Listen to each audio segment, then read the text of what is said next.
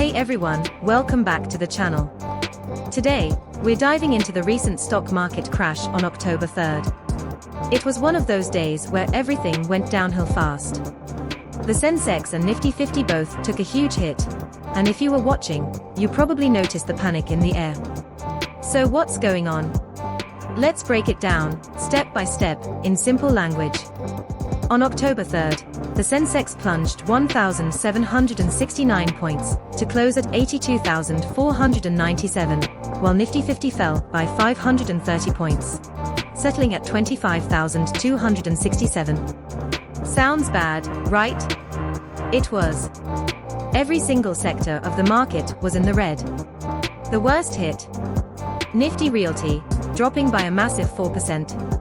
Nifty Auto, Bank Nifty, you name it, they were all down. But why did this happen? What caused this panic? Well, we've got a cocktail of reasons. Let's start with the first one, geopolitical tensions. The situation in the Middle East is heating up. Recently, Iran launched missile strikes on Israel, and things have been escalating. This created a lot of uncertainty in the global markets. Investors hate uncertainty, they get scared and start selling stocks to reduce their risk. And it's not just about the conflict itself, it's also about oil. Whenever the Middle East is involved, oil prices are the first to react. Here's the thing, crude oil prices are already rising. On October 3rd, Brent crude hit nearly $75 per barrel. And why does this matter for India?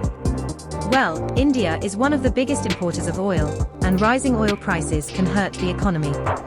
Higher oil prices lead to higher inflation, which is bad news for everyone. If the situation worsens and oil installations get hit, crude prices could go through the roof. That's what investors are scared of. Now, let's talk about something closer to home, SEBI's new rules for futures and options, F&O, trading. This kicked in on October 1st. So, what's SEBI trying to do? Basically, they want to make the derivatives market less speculative and protect retail investors like you and me from risky trades. SEBI increased the lot size from 5 to 10 rupees lakhs to 15 rupees lakhs, and they also limited expiry days to just one per week per exchange. This is huge. The aim is to reduce wild fluctuations, especially on expiry days. But here's the catch, it could reduce trading volumes by 30 to 40%. Why? Because retail traders might move away from F&O and go towards cash trading. Wait, what does all that mean? Well, it means fewer traders in the F&O market, and less trading means less liquidity. And less liquidity can mean more volatility in the short term. Now, let's throw another curveball into the mix. China just announced a stimulus package to boost their economy. This is great for them, but bad for us. Why?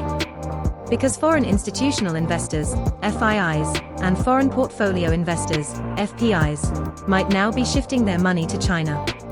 Investors follow the profits, and if they think China offers more value, they might pull out of Indian markets. And don't forget about profit booking.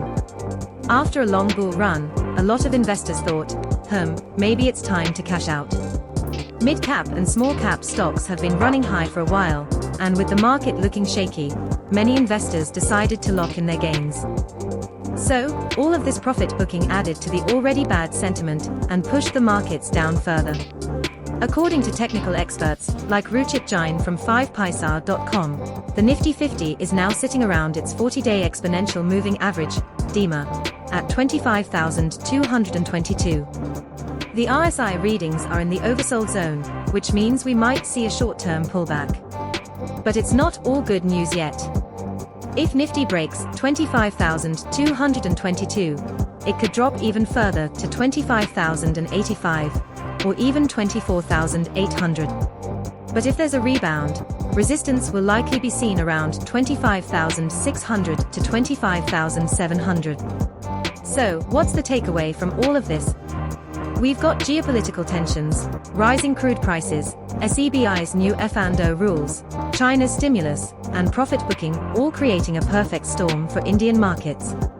My advice: stay cautious. The market is very volatile right now, and if you're a trader, be mindful of support and resistance levels. And if you're an investor, this might be a good time to reevaluate your strategy. That's it for today.